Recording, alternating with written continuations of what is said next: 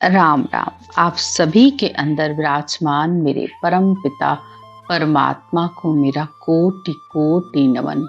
हमारा सदगुरु सुखराम जी महाराज के ग्रंथ में अलौकिक ग्रंथ चल रहा है।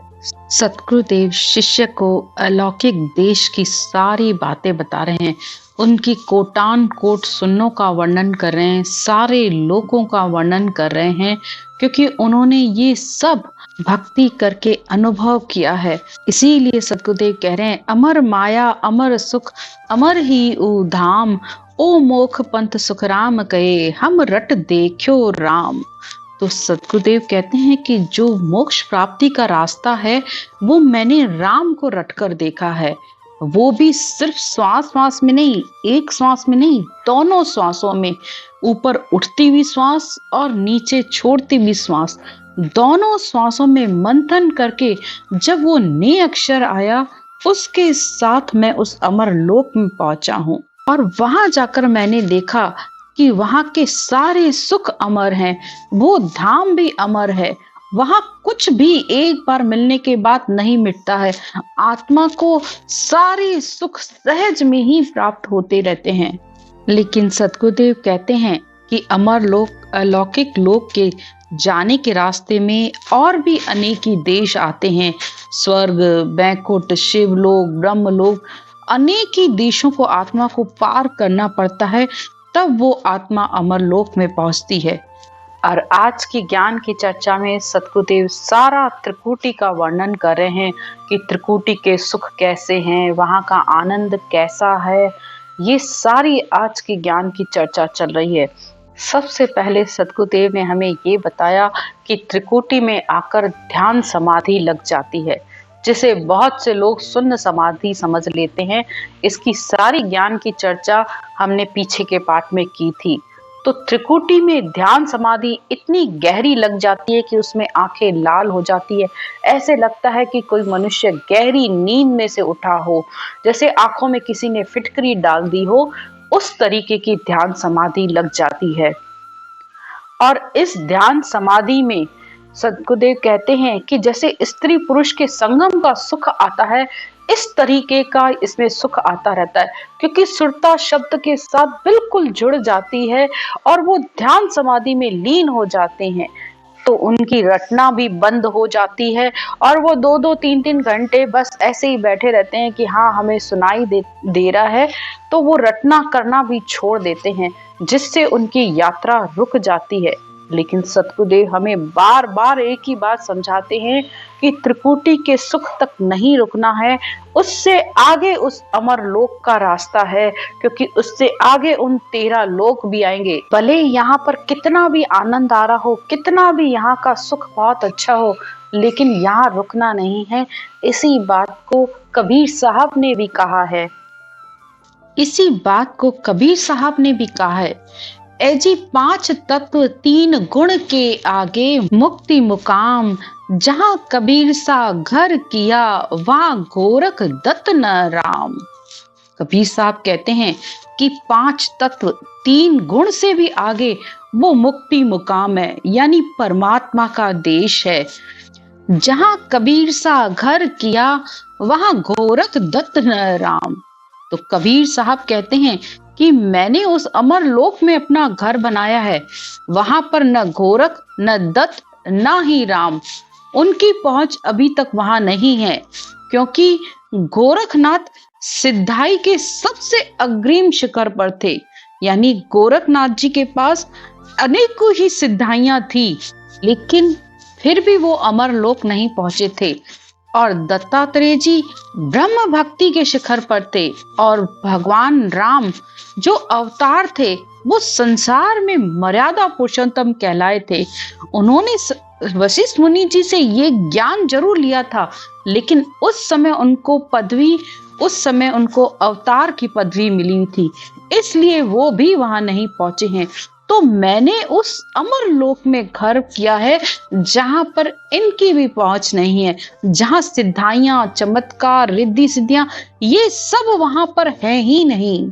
क्योंकि गति, मुक्ति, मोक्ष ये तीन तो बड़े बड़े लोक हैं, गति यानी स्वर्ग तक, मुक्ति यानी वैकुंठ लोक तक, और उसमें भी चार मुक्ति, और मोक्ष यानी ब्रह्म लोक, जिसे निरंजन निराकार के देश भी कहा जाता है, जिसकी ज्ञान चर्चा अभी हमारी चल रही है। यानी तीन ब्रह्म के देश, उसके 13 लोक। ये सारी ज्ञान चर्चा अब त्रिपुटी से आगे की चल रही है, जिसे ब्रह्म के देश कहा जाता है, क्योंकि मेरुदंड तक तो माया का देश था।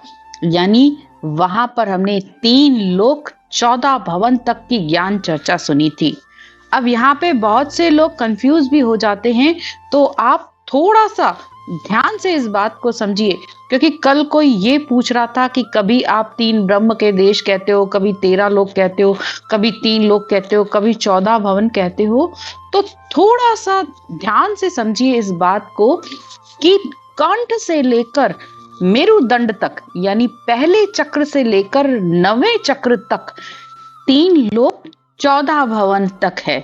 यानी जिसे हद तक का भी ज्ञान कहा जाता है।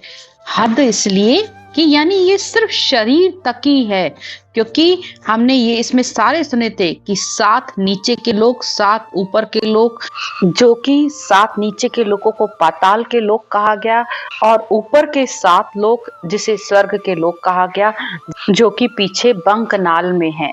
इन सब का वर्णन कल हमने सुना था। अब उसके आगे त्रिकुटी का देश आता है। त्रिकुटी के देश से ब्रह्म देश की यात्रा शुरू हो जाती है। यानी यहाँ के बाद जितने भी लोक हैं, जिसे 3 ब्रह्म के देश और 13 लोक बताए गए हैं। 3 ब्रह्म के देश यानी चिदानंद ब्रह्म, शिव ब्रह्म, पार ब्रह्म। 3 ब्रह्म यानी त्रिकुटी से लेकर 12वें चक्र तक, इसके बीच में 13 लोक आते हैं, जो कि महामाया, प्रगति, ज्योति, अजर, बजर, इक्खर, अनहद, आनंद, निरंजन, निराकार, शिव ब्रह्म, महाशून्य, शून्य सागर। इस तरीके से अब आगे की ज्ञान चर्चा इन 13 लोकों की चल रही है कि कौन से लोक में कौन सा सुख आता है, कैसा सुख आत्मा अनुभव करती है। ये ज्ञान चर्चा इसलिए भी सुनना जरूरी है ताकि आपको ये भी पता चले कि जो संत ज्ञान संसार में बोल रहे हैं, जो जो जहां जहां जिस जिस लोक में पहुंचा है, वो वहां वहां के पहुंचकर अपना अनुभव बता रहा है। तो ये लोक भी सत्य है, क्योंकि जितनी पढ़ाई उतना आप आगे बढ़ते हो। तो ये सब भी एक तरीके से एक के बाद एक के ऊपर एक लोक आता जाता है।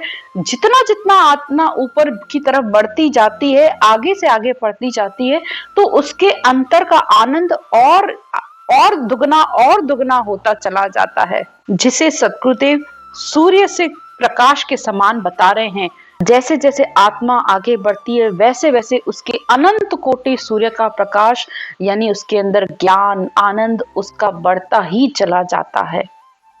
और जैसे जैसे इस सत शब्द का तेज बढ़ता है, तो आत्मा की अंतर दिव्य दृष्टि उसकी खुल जाती है, और उसे 3 लोक, 14 भवन, खंड, पिंड सब उस आत्मा को अपने अंतर में ही नजर आने लग जाते हैं।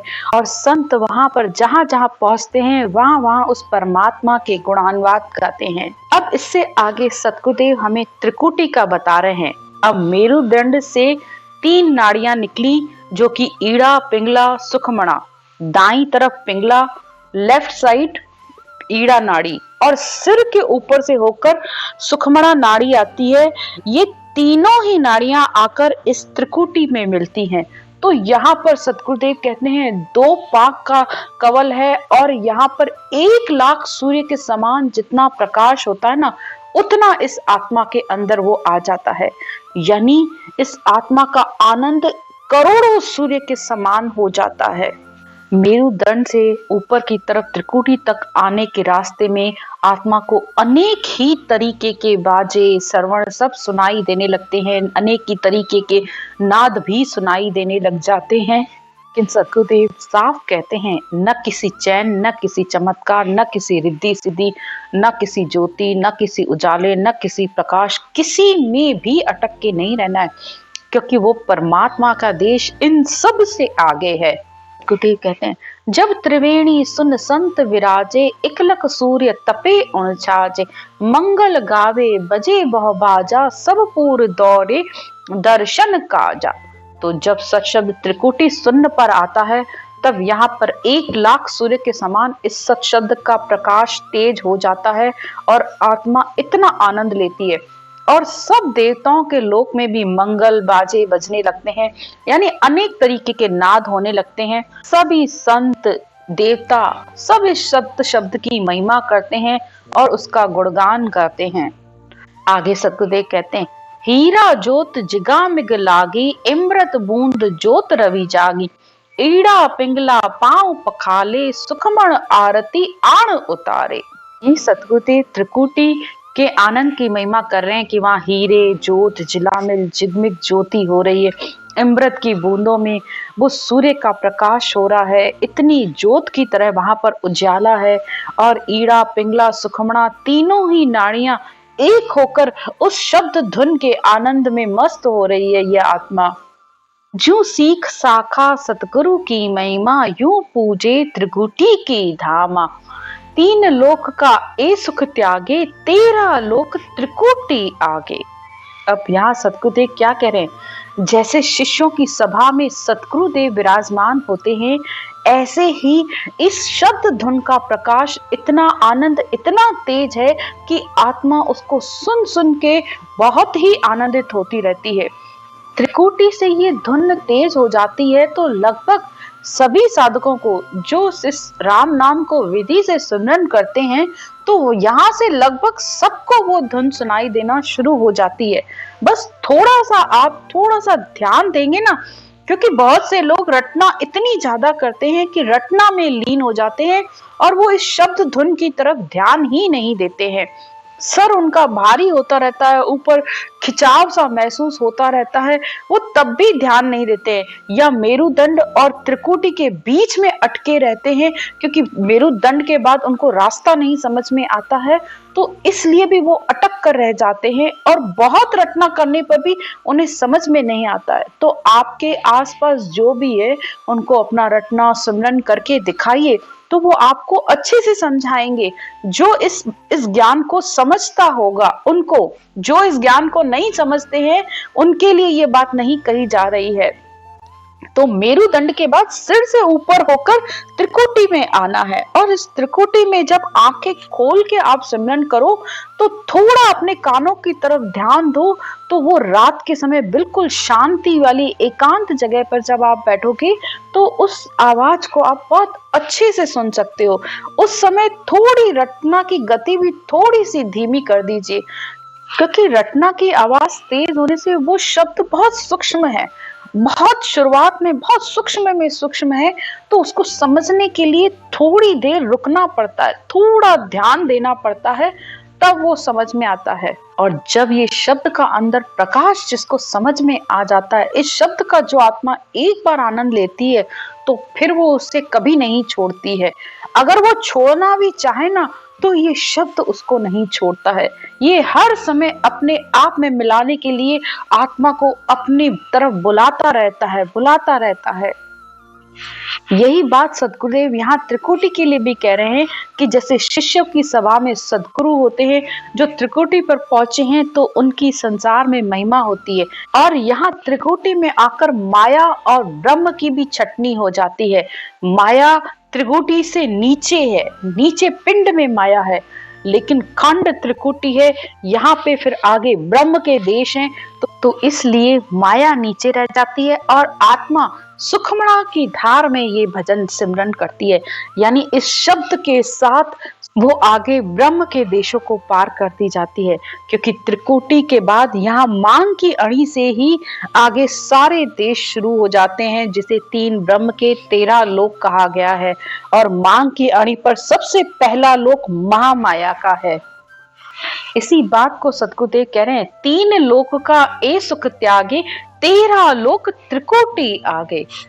क्या कह रहे हैं सतगुरु? 3 लोकों के सुखों को जो आत्मा त्याग देती है कि अब मुझे सिर्फ शरीर के सुख नहीं चाहिए, अब मुझे परमात्मा की प्राप्ति चाहिए, तो सद्गुरुदेव कहते हैं वो आत्मा त्रिकुटी से आगे की यात्रा करती है, क्योंकि इस त्रिकुटी के आगे, ब्रह्म के आगे 13 लोक हैं।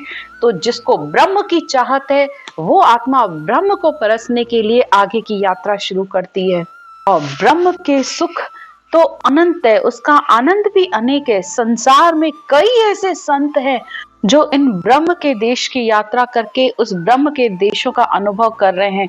कोई ज्योति लोक पहुंचा है, कोई अमर लोक पहुंचा है, कोई अजर लोक पहुंचा, कोई इक्खर लोक पहुंचा, कोई निरंजन तक पहुंचा, कोई निराकार तक पहुंचा, कोई अनहद तक पहुंचा। तो जो जो जहां जहां पहुंचा है वो उस देश में पहुंचकर उसकी महिमा कर रहा है। और यहाँ पे उनको अनेक ही तरीके की ध्वनियां, नाद भी सुनाई देते हैं जिनकी वो बात करते हैं। लेकिन इन नादों को, इन 3 ब्रह्म के 13 लोकों के जितने भी नाद हैं या ध्वनि हैं, उनको अक्षर ध्वनि कहा जाता है। जैसे हम नए अक्षर धुन की बात करते हैं, वैसे ही जो लोग ये कहते हैं ना कि हाँ मेरे पास भी ब्रह्म ज्ञान है, मैं भी उस धुन का अनुभव कर रहा हूँ, तो उसको अक्षर ध्वनि कहा जाता है। उनको अक्षर ध्वनि इसलिए कहा जाता है क्योंकि यहाँ पर अभी भी इच्छा, चेतन और कर्म, आत्मा के तीनों अभी तक साथ हैं। इच्छा शक्ति यहाँ तक उनके साथ है। इच्छा शक्ति इनसे अलग नहीं हुई है। इच्छा शक्ति 10वां द्वार पार करने के बाद अलग होती है।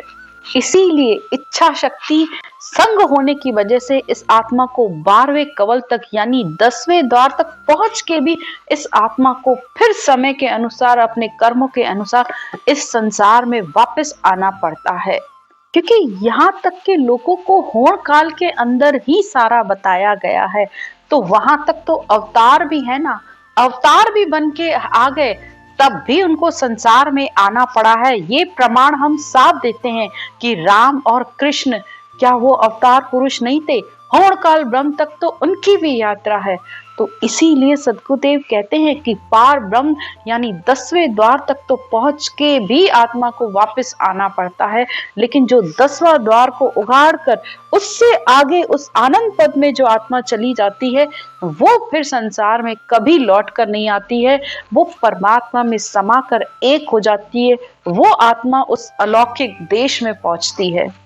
इस तरह सद्गुरुदेव ने ये आज हमें सारी त्रिकुटी की यात्रा बताई है। अब त्रिकुटी से आगे जो 13 लोक शुरू होंगे उसकी ज्ञान चर्चा हम कल करेंगे। एक एक लोक का सद्गुरुदेव हमें वर्णन करके बताएंगे कि एक एक लोक का आनंद कैसा है, वहां पर आत्मा क्या अनुभव करती है। उस सारी ज्ञान चर्चा हम कल करेंगे। आज की चर्चा यहीं तक। राम राम। सिमरन की विधि। सिमरन करने का तरीका बहुत ही सरल है। सबसे पहले आप अपनी इस श्वास को समझिए। हमारी नाभि से जब हम श्वास को ऊपर की तरफ ले जाते हैं, यानी नाभि से गहरा सांस लिया और वो नाक तक गया और फिर वापस उसे नीचे छोड़ा तो वो नाभि में गया, यानी ये श्वास अंदर गोल माला की तरह हमारे अंदर घूमता है। थोड़ा सा आप इस श्वास को देखने की कोशिश करिए।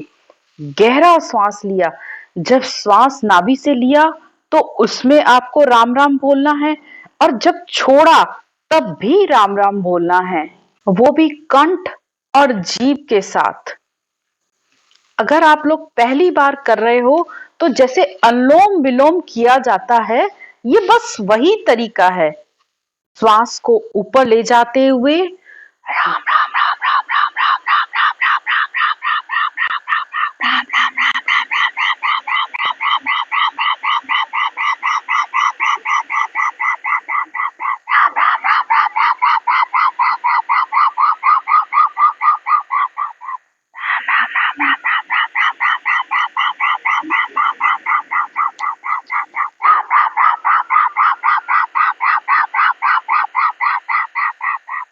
श्वास को देखते हुए आपको सिमरन करना है। ये सिमरन की विधि है। जब आप इस तरीके से सिमरन करते हो तो वो सत शब्द, शब्द ब्रह्म, ने अक्षर आकर इस कंठ कमल पर जागृत हो जाता है।